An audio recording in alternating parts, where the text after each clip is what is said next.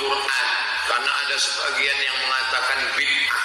Di malam 17 Ramadan, dan Nabi Muhammad SAW tidak pernah merayakan secara khusus malam nurunnya Al-Quran ini.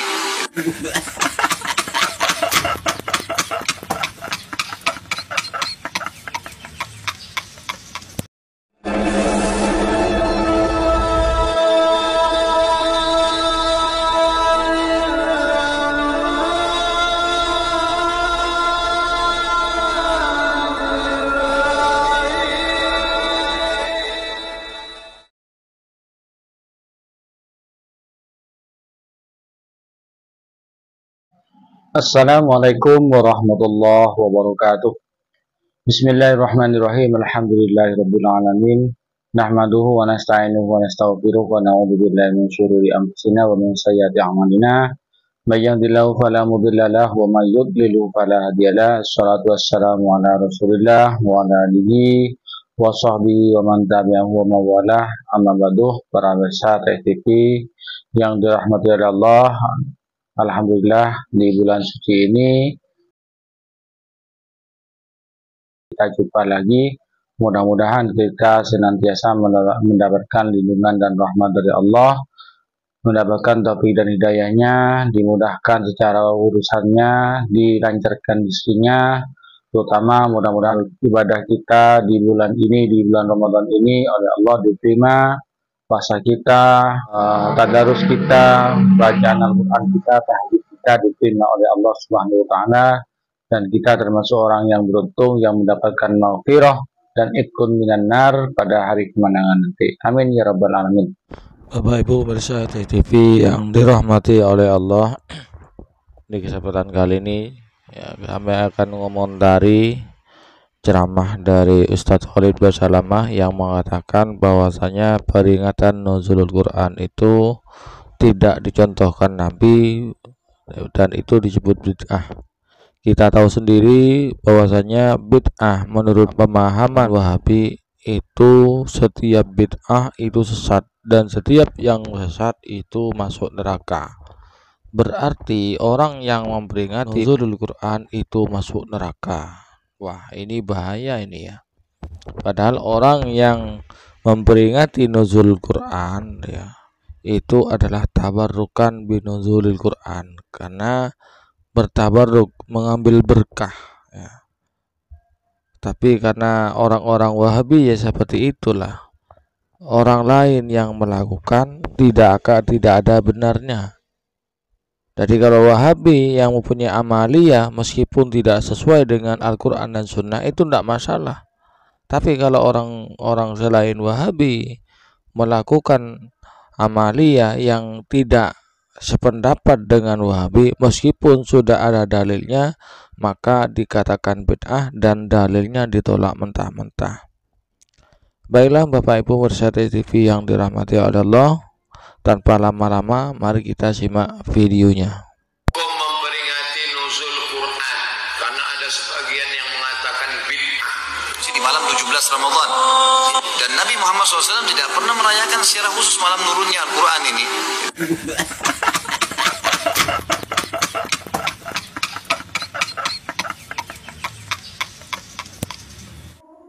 Ketika kita memperingati 17 Ramadan, itu artinya kita memperingati peristiwa pertama kalinya Al-Quran turun dari Baitul Izzah pada tahapan yang ketiga kepada baginda Rasulullah SAW. Yang turun pertama kali di mana? Di Gua Hira. Kita sudah bisa melihat perbedaan antara Lailatul Qadar dan Nuzulul Quran. Kalau Lailatul Qadar itu kita mencari kemuliaan turunnya Al-Quran satu kaligus yang terjadi pada tahapan kedua dari Lauhul Mahfuz ke Baitul Izzah, yang terjadi pada 10 malam terakhir bulan suci Ramadan. Sedangkan nuzulul Quran yang kita peringati adalah untuk mengingat kembali peristiwa 17 Ramadan pertama kalinya Al-Quran turun di tahapan yang ketiga kepada baginda Rasulullah SAW di Gua Hira. Sudah beda kan? Nah, banyak berseliweran di media sosial itu katanya 17 Ramadan itu yang menjalankan, yang merayakannya itu bid'ah. Siapa yang melaksanakan bid'ah maka dolalah, sesat. Kalau sesat dia masuk neraka. Berarti kita semua ini masuk neraka karena hari ini sesuai jadwal akan ada peringatan nuzulul Quran. Masa kita mau melakukan perbuatan yang sesat? Nah, jadi begitu jawabannya ya. Jawabannya karena perbedaan fase ya. Yang Lailatul Qadar fasenya fase kedua, sedangkan nuzulul Quran itu fase yang ketiga. Demikian penjelasan ya tentang nuzulul Quran. Kemudian perlu kita simak juga penjelasan dari Ustadz Abdul Somad tentang peringatan nuzulul Quran. Bagaimana ya menurut Ahlus Sunnah wal Jamaah tentang peringatan nuzulul Quran yang telah bid'ahkan oleh kelompok sebelah, yaitu kelompok Wahabi yang menamakan kelompoknya dengan Salafi dan ustadznya dinamakan Ustadz Sunnah. Mari kita simak penjelasan dari Ustadz Abdul Somad. Terjebak pada casing, tapi lihatlah substansi isi makna. Apa isi peringatan tahun baru Hijrah, nuzul Quran, Maulid Nabi, Isra Mi'raj, PHBI, peringatan Hari Besar Islam. 4 saja. Tahun baru Hijrah, nuzul Quran, Maulid Nabi, Isra Mi'raj. Isinya semuanya ngaji. Tak ada lain isinya, ngaji. Maka niatnya adalah niat ngaji. Jadi jangan terjebak pada nama. Itu tak betul. Yang penting adalah ngaji. Makanya ditanyakan kepada Syekh Ibn Utsaimin, Syekh, ya, apa hukumnya kalau ada khotib khutbahnya berdasarkan momen? Kebetulan bulan Muharram dia cerita hijrah. Kebetulan bulan Rabiul Awal dia cerita hari lahir Nabi. Kebetulan bulan Rajab dia cerita tentang Isra Mi'raj. Apa hukumnya? Kata Syekh Ibn Utsaimin, huwa khatibun hakimun wa faqih. Dia adalah khatib yang bijaksana dan faqih. Jadi jangan hebohkan itu. Pokoknya tetap buat peringatan. Isinya adalah pengajian tentang apa isi Quran, bagaimana sikap kita. Itu saja isi.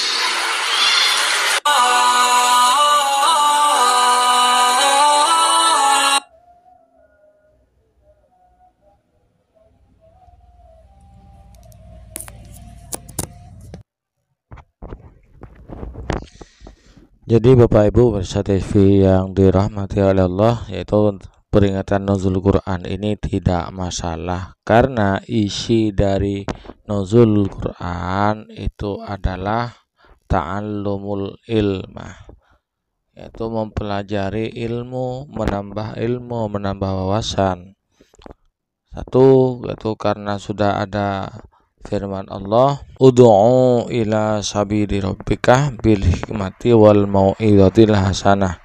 Nah, ini yang menjadi pedoman oleh para ulama, para kiai, para ustadz yang memberikan ceramah pada malam nuzul Quran. Berdoa, ajaklah ke jalan Tuhanmu dengan cara yang sopan, yang santun, yang lemah lembut, dan bil mau'izatil hasanah dengan peringatan tausiah yang baik ya. Di mana bid'ahnya? Peringatan nuzul Quran itu merupakan momen yang di dalam isinya itu adalah mencari ilmu dan mencari berkah ya. Dan ulama Ahlus Sunnah wal Jamaah itu tidak mempermasalahkan, cuman orang-orang Wahabi saja yang mempermasalahkan, yang dikatakan kajian sunnah, kajian salaf, manhaj salaf. Nah, sesat mana kalau nuzul Quran itu dikatakan sesat mana dengan pengajian Wahabi yang isinya hanya kebohongan dan menfitnah. Contoh pengajiannya Zainal Abidin ya. Itu isinya kebohongan. Imam Nawawi katanya membid'ahkan mengusap wajah setelah sholat dan setelah berdoa. Ternyata setelah dicek di kitabnya, Imam Nawawi justru menganjurkan. Itu kan berbohong.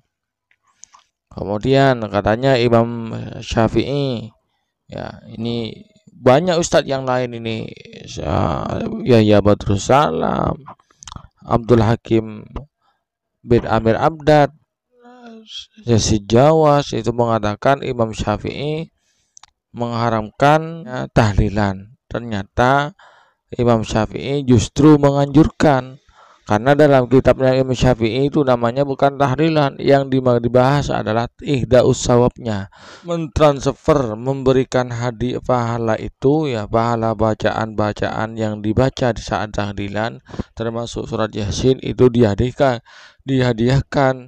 dikirimkan kepada orang yang sudah meninggal. Nah, ini dipelintir atas nama Imam Syafi'i, dan banyak lagi kebohongan-kebohongan Ustadz Wahabi. Peringatan nuzul Quran itu intinya adalah memberi motivasi dan mengajak, menyeru kepada umat untuk berbuat baik dan memperbanyak baca Al-Quran. Pak kata pikir, mengajak umat untuk memperbanyak membaca Al-Quran dan melaksanakan kewajiban dengan maksimal dengan baik dan meninggalkan kelarangan itu masuk neraka. Padahal kewajiban kita adalah amar ma'ruf nahi munkar. Maka isi dari nuzul Quran itu diantaranya adalah amar ma'ruf, ya, mengajak umat untuk melakukan kebaikan, termasuk memperbanyak membaca Al-Quran.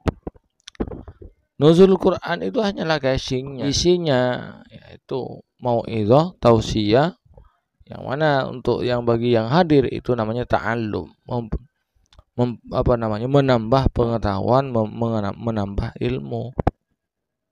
Ini Syekh Muhammad bin Ahmad Qurtubi menegaskan, ya. Wa qala Ibnu Abbas anzalal Qur'ana minal lauhil mahfuz jumlatan wahidatan. Ya. Ibnu Abbas berkata, anzalal Qur'ana, Allah menurunkan Al-Qur'an min lauhil mahfuz, dari lauh mahfuz, jumlatan wahidatan, satu kaligus, ilal katibati fis sama'i dunya, dari lauh mahfuz diturunkan ke langit dunia satu kaligus. Summa nazala bihi Jibril alaihi salam nujuman, yakni al-ayah wal ayatain. Kemudian fi awqatin mukhtalifatin fi ida wa ishrina sanatan.